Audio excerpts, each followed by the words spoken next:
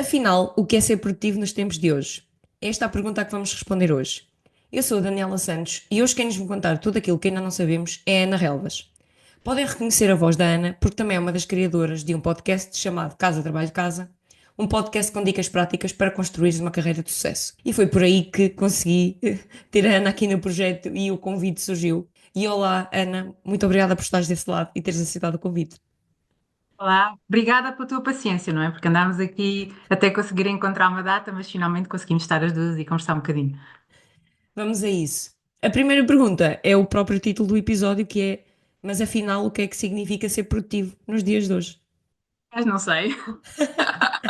Portanto, eu acho que trago mais perguntas do que respostas a essa pergunta. E eu uso imenso a palavra produtividade, mas nos últimos tempos tenho começado a questionar um bocadinho esta palavra, porque nós, quando pensamos em produtividade, ou pelo menos eu durante muito tempo, pensava como é que faço mais com menos recursos, não é? Em particular o tempo, como é que enchemos o nosso dia com coisas para conseguirmos produzir muita coisa.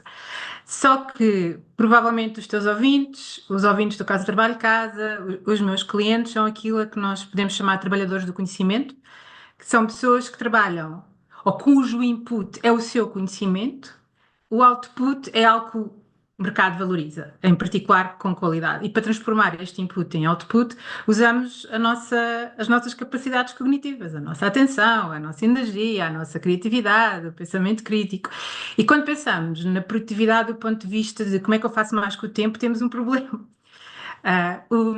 O Cal Newport, não sei se já falaste sobre o Cal Newport, mas o último livro dele mexeu muito comigo. Eu já não me surpreendo muito com livros, mas o último, o Slow Productivity, foi assim e tem imenso a ver com isto que nós vamos falar. E ele conta no livro que fez um questionário às pessoas que o seguem sobre o que é produtividade e ninguém falava sobre o resultado, sobre a qualidade do resultado. E ele depois tem um conceito muito interessante que é o da pseudoprodutividade, que é esta ideia de otimizar ao máximo o tempo, fazer o máximo número de coisas e depois vamos dar àquele mundo que vivemos hoje do super ocupado. Estamos todos super ocupados, porque o que conta é mostrar trabalho, é mostrar presença, é mostrar que estamos nas reuniões. Mas depois há aquela sensação, não sei se já te aconteceu, de chegar ao fim do dia com aquela percepção, pá, o que é que eu fiz hoje? Já me Já te aconteceu, aconteceu? já me aconteceu. Pronto. Já. E, aquela coisa de foste a imensas reuniões, fizeste e-mails, blá, blá, blá, mas depois, no fim, mas o que é que eu fiz hoje? É pseudoprodutividade, não é? Portanto, temos muita coisa, mas depois o resultado não é muito visível. Por isso, esta ideia de fazer muita coisa, esta ideia de estar ocupado de um certo ponto de vista, piora a nossa capacidade cognitiva. E como piora a nossa capacidade cognitiva, põe em causa os resultados. E há aqui dois insights que, se calhar, eu pelo menos tenho vindo a construir, a desenvolver e a integrar, porque eu também sou muito esta coisa de pôr muita coisa no dia e fazer e despachar. Mas um é que trabalhar mais horas não nos faz mais produtivos de todo. Eu há uns anos li um livro, eu acho que era um senhor que trabalhava sobre gestão de software, que dizia pessoas sob pressão não pensam mais depressa. Então, se tivermos que fazer trabalho criativo, eu acho que já toda a Vai gente ser passou pior, por de aquela. certeza. Bem, Sim, de já tiveste certeza. aquela experiência de estás a bater com a cabeça na parede para resolver um problema e depois vais dar uma volta, vais tomar banho, vais fazer qualquer coisa e de repente aparece a solução, Sim, não isso faz é? lembrar um bocadinho num ambiente assim mais de criatividade e de marketing e de design.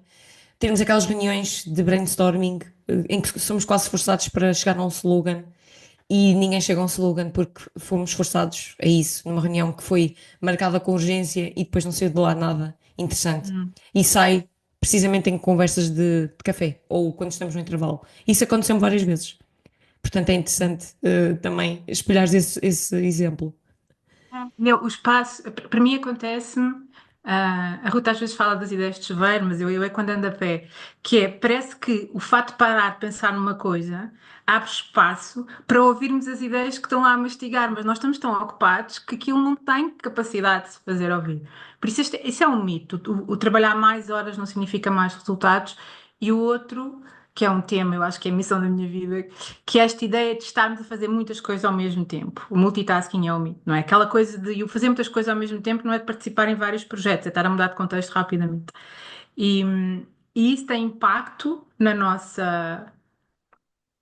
quantidade de coisas que fazemos. Por exemplo, demoramos mais tempo a fazer as coisas, ficamos mais estúpidos, o nosso coeficiente de inteligência diminui quando estamos a mudar de contexto, enganamos ou fazemos um trabalho pior, e isso faz com que tudo acaba por demorar mais. Ficamos com o pensamento mais rígido, leva a esgotamento.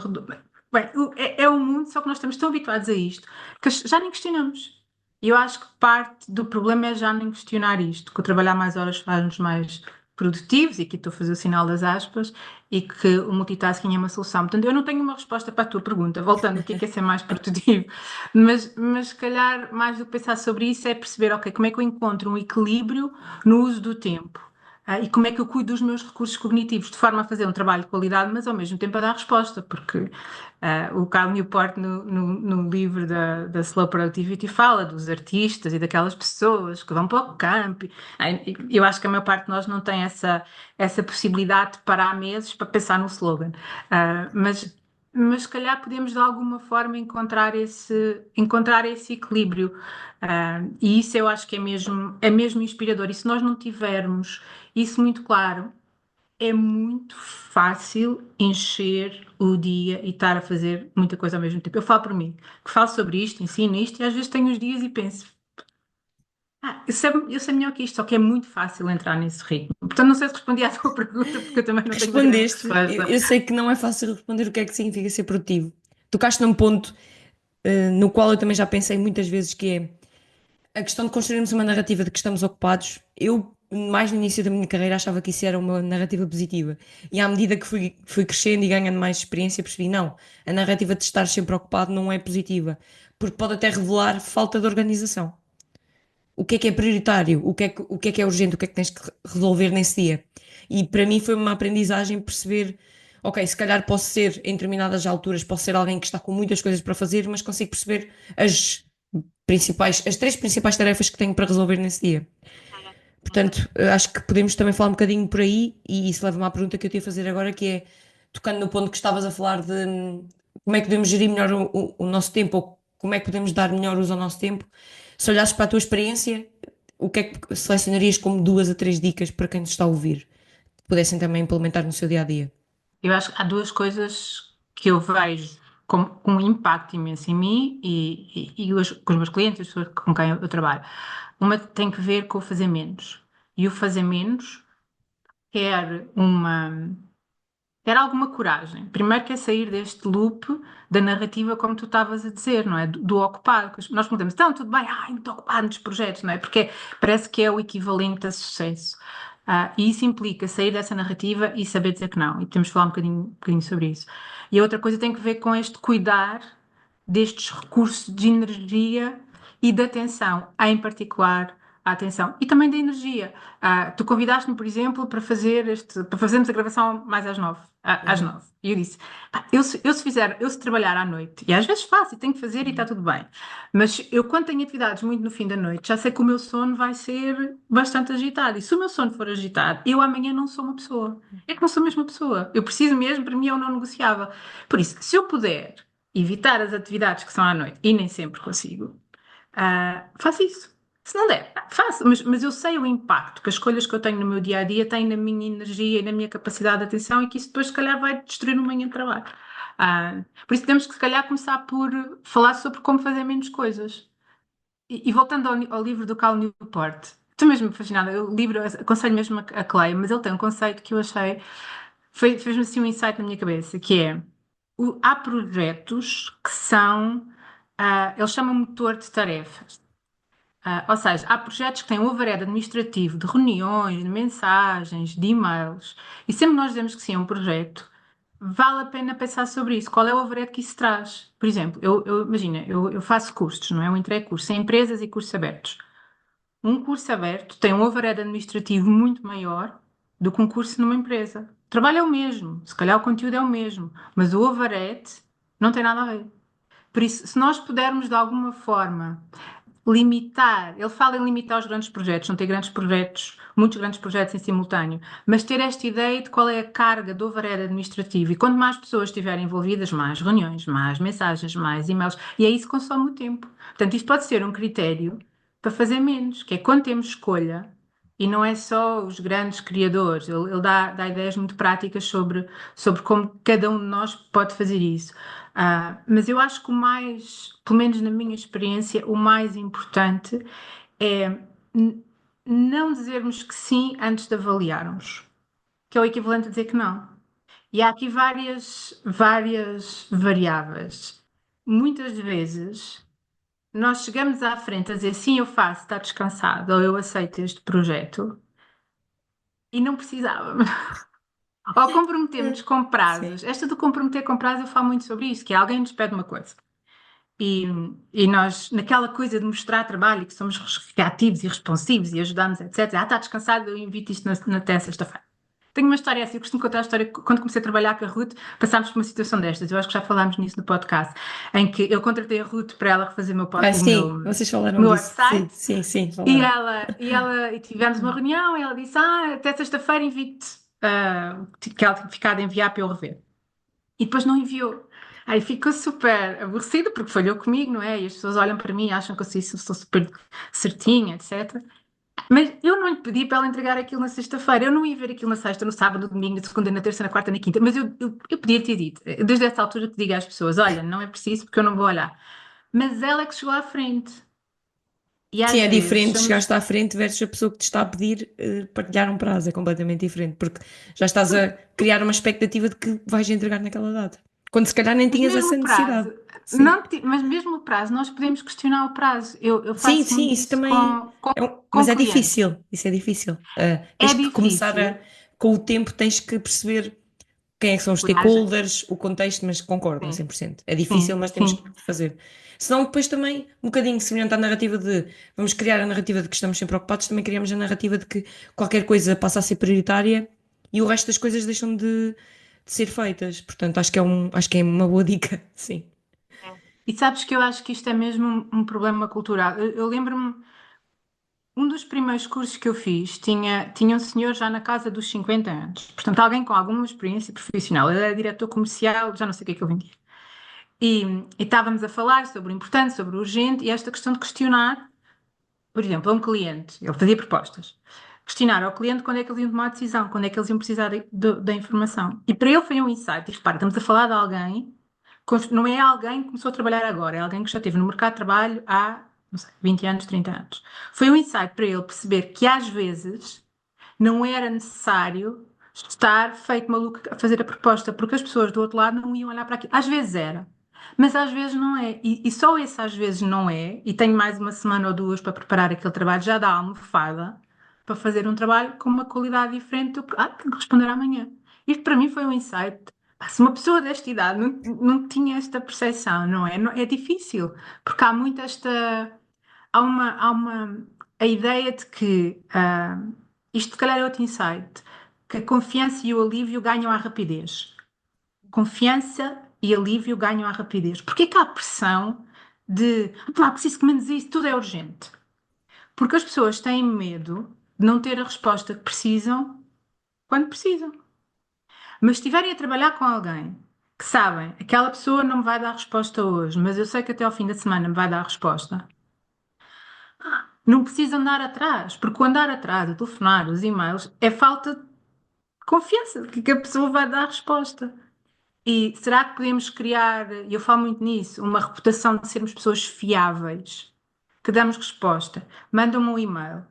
Pá, eu não respondi ao e-mail hoje, mas vou responder amanhã ou depois da manhã e as pessoas do outro lado sabem que vão ter uma resposta. Não me vão telefonar 10 minutos depois ou uma hora depois com aquela coisa. Tens pessoas que telefonam, mandam-te um e-mail e depois telefonam. Já. Há umas que são mesmo nervosas, mas há outras que têm esta. Não Uma conseguem necessidade descansar, que o de problema controle, delas. sim. Sim, que o problema delas. E é uma coisa válida, não é? O meu problema tem que ser resolvido. Por isso, nesta questão do dizer que não, não é dizer que não, as pessoas têm medo de dizer que não, é não agora, não é? É fazer perguntas para recolher informação, é não se chegar à frente sem precisar de chegar à frente, ah, mesmo que isto implique perder oportunidades, eu acho que isto é super difícil. Então, para quem é empreendedor, é muito difícil, não é? Dizer, ah, mas se calhar não se perde. Pelo menos é a experiência que eu tenho. E tenho, às vezes, tenho pessoas. O fim do ano passado foi bastante ocupado para mim, tinha clientes ou desconhecidos que mandavam mensagens: o curso, não, este ano não vai acontecer. Nós as duas, não é? Tentámos marcar a gravação deste podcast, não vai acontecer. E repara, estamos aqui e outros Exato. clientes vão É voltar. assim. Ah, por isso, isto é mesmo uma questão. É desafiante, eu acho que é mesmo desafiante, mas não tivemos isto como intenção, não, é difícil que aconteça, não é? Não, não dizemos assim que tudo e depois não temos capacidade, e se calhar também é outra dica, e eu nisso sou muito certinha, entre aspas, que é muitas vezes nós dizemos que sim a uma coisa, a um projeto, confiantes que temos capacidade de dar resposta, porque não olhamos para tudo que temos em cima da nossa mesa. Ahm, e esta ideia de perceber, ok, o que é que eu tenho para fazer? Tentar de alguma forma fazer alguma estimativa, que é difícil, não é? Porque as coisas demoram sempre mais. Mas ter noção, ok, eu até aquela altura não vou conseguir dar resposta, mas daqui a um mês retorno e voltamos a falar sobre isso. Isso é uma das técnicas que o Cal Newport fala muito no livro. Mas se nós não tivermos noção do que temos para fazer, é provável que não consigamos ter essa clareza, porque achamos sempre que vamos conseguir colocar alguma coisa mais. É o eterno otimismo. Ah, por isso, nesta ideia de fazer menos, eu acho que isto é mesmo importante, do saber dizer que não, ou não agora, ou não agora. Ou O não, não agora é agora um é bom mais. insight para algumas pessoas É, que possam ter dificuldade em dizer logo que não, gerir expectativas e perceber qual é que será um deadline negociável e fazer. Esse ponto para mim também é muito importante. Já me aconteceu dizer que sim a coisas que me propõem e depois perceber não tenho os recursos suficientes para isto, posso não saber tudo aquilo que preciso, mas com alguém que me ajude posso dar resposta. Portanto, avaliar o tempo que é necessário e os recursos que são precisos, tanto humanos como não humanos, o tipo de recursos, é importante para quando fazemos essa análise. Além de saber dizer que não, que dica é que darias que tens implementado e sentes que te ajuda a ser mais produtivo? Produtiva, neste sim. caso, entre aspas. Sim, aqui, pois vamos continuar. Sabes que eu agora, desde que ando a pensar mais nisto, cada vez que uso a palavra produtiva num post ou em qualquer lado, fico bem. Mas há uma dica muito prática que eu uso e muitos clientes usam, que tu há bocado falaste um bocadinho, que tem que ver com a gestão de prioridades. Eu, quando está tudo a cair, há dois modelos que são muito úteis para mim. Eu acho que se calhar já viram, porque é muito falado, que é a matriz das prioridades, em que identificas o que é urgente e o que é importante. Não, urgente, urgente e importante, exato. Agarra numa folha branca, apps para isto. Vai, uma folha branca, faz o desenho, eixo horizontal urgente, eixo vertical importante. E escrevem as tarefas que têm para fazer e distribuem-nas espacialmente, consoante a urgência e a importância. Isso traz alguma clareza, quando está tudo a cair. Quando está tudo a cair. Para quem tem mais ação ou escolha no que é que pode fazer. Estou a imaginar, por exemplo, alguém que seja um empreendedor. Eu gosto de outra matriz, que é a matriz do esforço versus resultado, em que no eixo horizontal tens o esforço que pode ser o tempo, pode ser os recursos, e no eixo vertical os resultados. E perceber aqui, usando a regra de Pareto, a regra dos 80-20, não é? O que é que eu com menos esforço consigo melhores resultados, não só do ponto de vista financeiro, como do ponto de vista de qualidade. Isso ajuda-me bastante. Quando tenho que perceber, porque tenho. Então, para quem tem muitas ideias, não sei se é o teu caso, mas há muitas ideias, não é? E a pessoa quer fazer tudo e depois não consegue fazer nada porque fica pendurada em várias coisinhas. Essa matriz ajuda a perceber, ok, o que é que eu com menos esforço, se calhar agora não tenho muito tempo, por exemplo, se pensarmos no esforço como tempo, o que é que eu pode criar resultado? Isso eu acho que é uma coisa muito prática que se pode usar no dia a dia com esta ideia de fazer menos. É interessante falares do aspecto de um cérebro mais criativo, porque para quem tem muitas ideias, muito facilmente perdemos-nos na quantidade de coisas que nos parecem ter potencial. Portanto, eu acho que é uma dica interessante perceber, ok, estas ideias, qual delas é que à partida me poderá requerer menos tempo, mas ao final do dia, ao final da semana, ao final de meses, é que vai trazer mais impacto.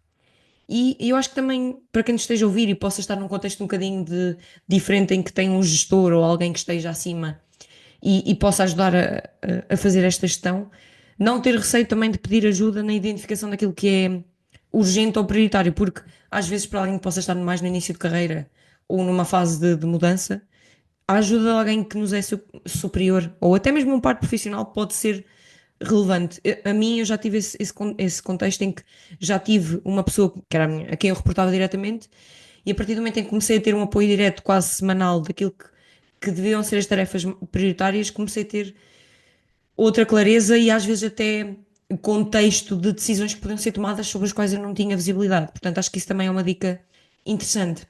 Eu gostava de te fazer outra pergunta, mas parece-me que tu ias Deixa-me só, acrescentar alguma deixa-me coisa. só, Diz? vou, porque isso é mesmo Sim. importante. E tem duas vertentes, que é, o que tu estás a dizer é pedir ajuda a quem nos gera, entre aspas, para definir as prioridades. Se não fizermos, vamos sempre continuar a cair coisas. Porque é muito Sim, raro, aquela história, é muito raro. Eu peço. Se a pessoa do outro lado diz que sempre que sim, vou contar com essa não há pessoa. estímulo. Vou assumir que a Contar pessoa com essa me diz pessoa, que sim. sim, Sim, sim. e não há estímulo para quem gere para priorizar, para dizer assim, ok, estou a perceber que agora estás com isto tudo em mãos, se calhar não vais conseguir dar resposta, se calhar isto eu vou, pá, se calhar vamos deixar cair, ou vou renegociar o prazo com o cliente e fazer mais tarde. Não há estímulo. Para quê? Para que é que essa pessoa, para que é que esse gestor vai encontrar esse problema quando aparentemente as coisas vão acontecer? Por isso, isso devia ser função de um gestor, mas muitos não fazem porque também nem têm espaço mental para o fazer.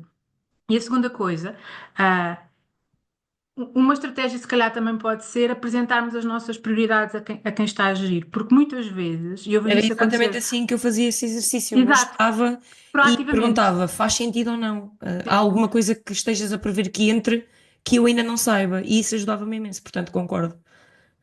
perceber, porque há aqui uma questão, nós nunca sabemos o que é a história toda, e Nunca. temos Verdade. um viés de, pá, isto é muito mais importante porque eu gosto muito mais de fazer isto do que Exato. aquilo, não E é? sabemos que Isto não é somos um critério de melhores, às prioridade. vezes também. Somos melhores numa determinada área e sentimos-nos às vezes mais Exato, portanto, confiantes isto é aí. mais prioritário, vou fazer isto primeiro. E não é necessariamente. Isto reparem, eu às vezes brinco, isto não é um critério de prioridade. Está mais ou ser melhor. Por isso, essa ideia parece mesmo importante e ainda bem que falaste nisso. Eu gostava de perceber como é que tu geres uma coisa que para mim é desafiante.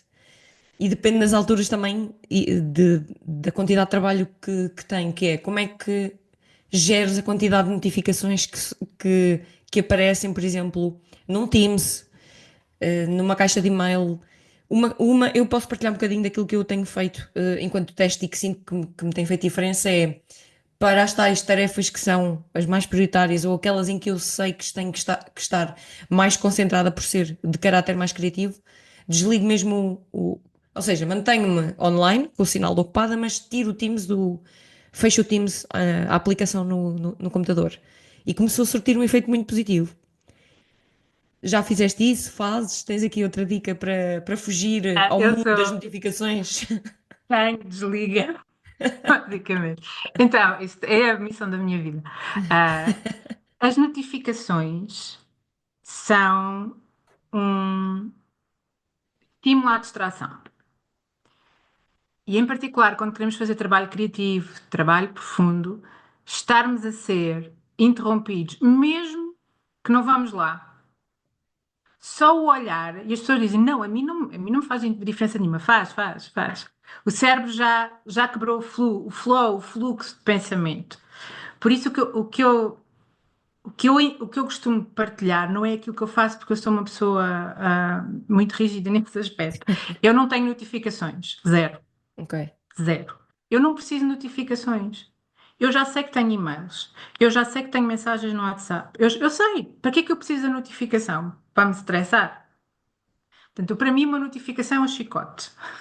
Alguém manda uma mensagem e eu faço, sabes, aqueles bonequinhos nas caixas que têm uma molinha que se carrega na tampa e sai um Sim, palhaço com uma sim. mola. Pronto, a notificação para mim é um chicote. É um chicote. Não quero, não tenho. Mas eu sei que as pessoas não. Isto é muito difícil, é uma mudança cultural que É eu não vou. difícil.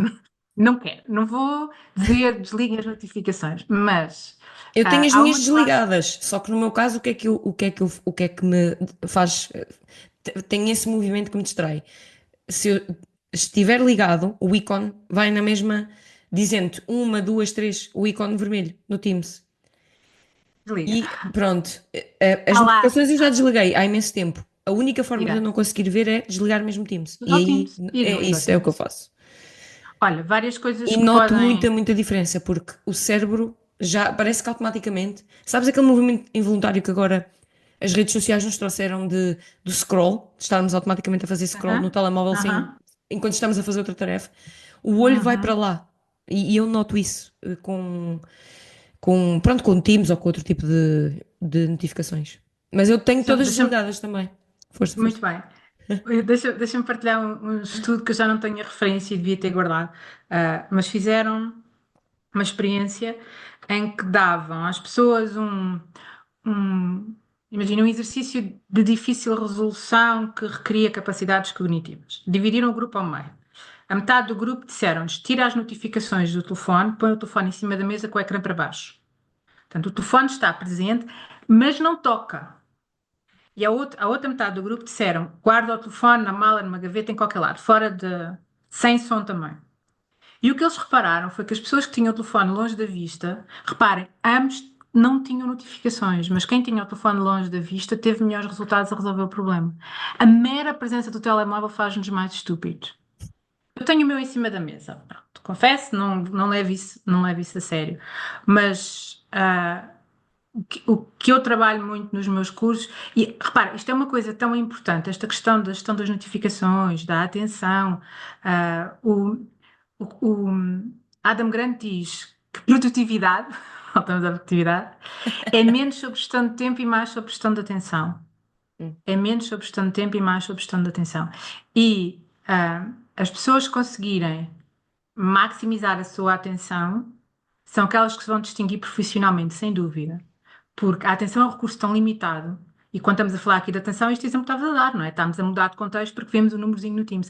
Quem conseguir criar momentos de atenção ao longo do dia vai se distinguir profissionalmente, porque tem um trabalho de maior criatividade, maior qualidade, faz mais, portanto é mais produtivo na perspectiva de que não quebra o fluxo de pensamento, portanto é capaz de fazer o trabalho em menos tempo.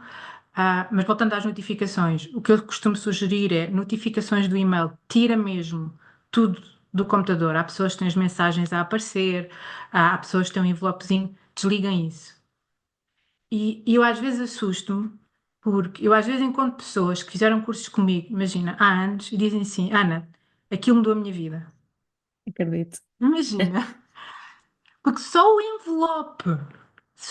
envelope faz. E depois tem aqui outra coisa associada, que é: e tenho ali um e-mail. Se calhar devia ver o e-mail, não é? Não me apetece fazer aquilo que eu estou a fazer. Já te aconteceu? A mim já me aconteceu, Já, mas já. sabe, tenho ali e-mails Eu para tenho tratar. aqui esta pessoa que me está a pedir uma coisa, se calhar esta pessoa é muito importante, que isso acontece. Vou responder, ou então, isto aqui se calhar é mais interessante, aquilo que estavas a dizer há bocado. Já me aconteceu isso, receber uma determinada notificação de um assunto que por alguma razão me interessa mais. Deixa-me espreitar o que é que o e-mail diz. Entretanto, a atenção que estava, como estavas a referir, que eu estava a debruçar sobre aquele assunto, já foi. E o tempo que nós demoramos até voltar ao mesmo estado em que estávamos de concentração, demora. Nós não vamos demorar nem 5 nem 10 minutos, podemos demorar bastante mais 20, tempo. acho que é Portanto, 20. sim, também já li uma estatística que falava desses Sim, 20 a 30 sim. minutos. Portanto, também acho que isso é relevante. O que eu acho interessante e ao mesmo tempo desinteressante do ponto de vista depois de comportamento humano é a parte toda do digital trouxe muitos benefícios, mas a nossa capacidade de atenção está a reduzir drasticamente. Estava a pensar nesse exemplo que estavas a dar. Eu normalmente não tenho um telemóvel na secretária, porque se eu estiver ao pé de mim, mais facilmente me distraio. Então o que é que eu comecei a fazer? Comecei a colocá-lo noutra divisão, ou na mesma divisão, mas num sítio em que não esteja à minha vista. E isso começou a trazer. Comecei a sentir benefícios com isso. Outra coisa que uma vez me disseram e que também me trouxe benefícios, ainda relativamente ao Teams, foi definir intervalos de resposta no Teams. Ou seja, imagina, dependendo do teu dia a dia, uma estratégia pode ser: ok, estou a começar o dia, estou a organizar, já organizei as minhas, ou ainda estou a organizar as tarefas e vou perceber as mensagens que me caíram. Respondo, vejo se alguma delas deve adicionar um tudo à minha lista e depois volto, se calhar, a responder ao início da tarde e ao final do dia. E acho que também pode ser uma dica interessante para quem nos está a ouvir. Ter Sim, intervalos de boa. tempo mesmo Sim, bloqueados para determinadas tarefas e um deles ser responder a e-mails, responder a sim, Teams. Ajuda também as pessoas a perceber que nós não estamos sempre disponíveis. E é importante as pessoas perceberem que nós não estamos sempre sim. disponíveis. Tem a ver com o saber Há- dizer que não, mas um bocadinho de forma indireta, Criar que também limites. é importante. Sim. Sim, definir limites, Ou- exatamente. outra alternativa é definir blocos de foco, Sim, porque sim, sim. que é no fundo, não é o contrário, mas é definir momentos do dia de foco e fora desses momentos ver o e-mail, ver as mensagens, porque repara numa coisa, nós não podemos também ter a expectativa, quando eu digo que não tenho notificações no meu telefone, ou como estou sempre a ver um mail, eu trato disso várias vezes ao dia. Mas tenho blocos, tenho momentos, em que estou concentrada a fazer uma tarefa. E aqui a boa abordagem é ter esses momentos e proteger esse tempo, e no fim desse tempo, retornar as chamadas, as mensagens, os e-mails, porque nós não vivemos, não somos uma ilha, não é? E estamos cada vez mais a trabalhar com outras pessoas que dependem de nós e nós dependemos delas também. Portanto, há aqui este equilíbrio entre o foco e a resposta, entre as tarefas que requerem concentração e a resposta. E este equilíbrio é importante até para a nossa sanidade mental, nem é só para o trabalho de equipa, porque ah, nós não podemos correr uma maratona o dia inteiro.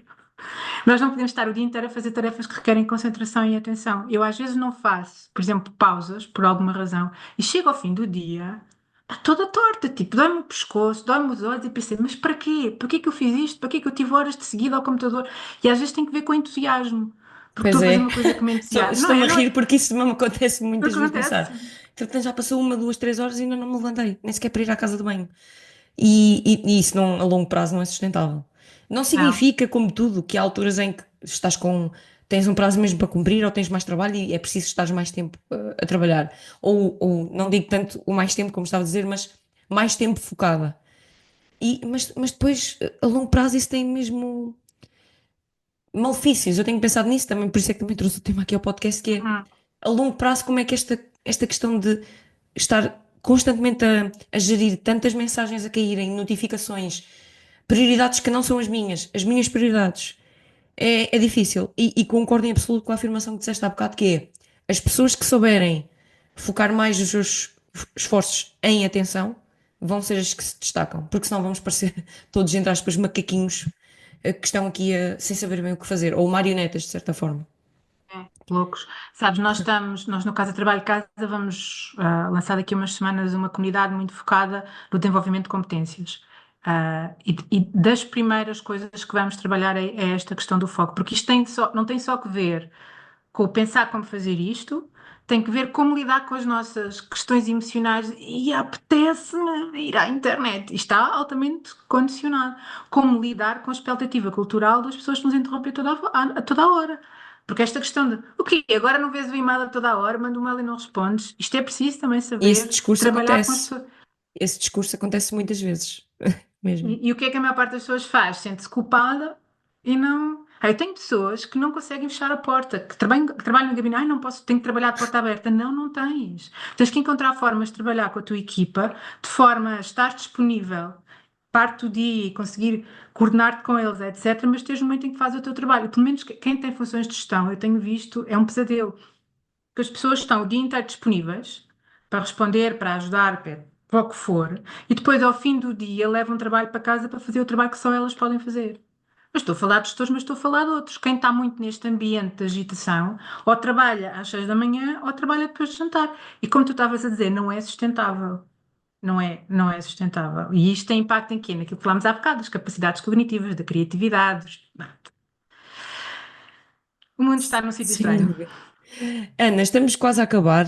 Queria terminar a conversa e ainda dentro do tema da produtividade, qual é que, além das dicas que nós já falámos, há mais alguma dica que tu trarias aos ouvintes para perceber como é que se conseguem concentrar melhor e não ser tão produtivos? Quando eu digo não ser, é não em tanta Sim. definição de produtividade, mas de foco e de atenção. Sim, eu quando comecei a fazer cursos na área desta área, comecei pela gestão de tempo e rapidamente percebi que a gestão de tempo era muito mais do que pá, as coisas que eu adorava, o Outlook, as coisas, toda aquela parte muito digital. E um dos pontos é a gestão de energia física e mental. E eu acho que para quem tem se calhar sou eu que venho de um ambiente muito. Porque a minha formação base é engenharia, portanto é muita coisa da cabeça e da lógica, e há um desprezar, talvez, da importância do sistema todo, do corpo, como ferramenta para pôr o resto a funcionar. Que o que eu estava há bocado a dizer, se eu não dormir bem, eu amanhã não vou ser produtiva, usando Era o que eu esta ia dizer, palavra. era precisamente o que eu ia Não dizer, vou, não ia ser não tão vou. produtiva. Portanto, o dormir, para mim, é não negociável. A alimentação, a hidratação, o exercício, todas aquelas buzzwords, aquelas coisas que muita gente pensa. Pá, eu lembro-me, eu quando era vou dizer nova, as pessoas dizem, fazer exercício dá energia. Pá, estás a gozar. Eu fazia yoga porque não transpirava, portanto eu estava neste ponto. E depois comecei a fazer exercício e notei uma coisa giríssima, que era, eu às vezes estou um dia inteiro a dar formação. Eu chegava ao fim do dia não humana, não falem comigo, não consigo. A partir do momento em que comecei a fazer exercício, chegava ao fim do dia capaz de ter uma conversa com o meu marido saudável. Sim. E as pessoas diziam, dá energia, pá, estás a gozar. E vá lá. Portanto, nós no podcast, no Casa Trabalho Casa, temos vários episódios sobre isto, sobre esta questão de energia, porque é mesmo, para mim, eu não negociável. Porque sem isso, se o corpo não funcionar, qual foco, qual mente, qual criatividade não estás bem? E quanto mais anos passam, e pronto, quem tem 20 anos sente se calhar menos isto, mas à medida que o tempo passa, e não é preciso chegar muito longe para perceber, epá, eu já não consigo fazer aquilo que conseguia antes. Se eu não cuidar da máquina, a máquina mental não vai dar resposta. Por isso, para mim, essa tem sido uma das maiores descobertas e é das coisas que eu ah, invisto mais. Invisto mais pessoalmente.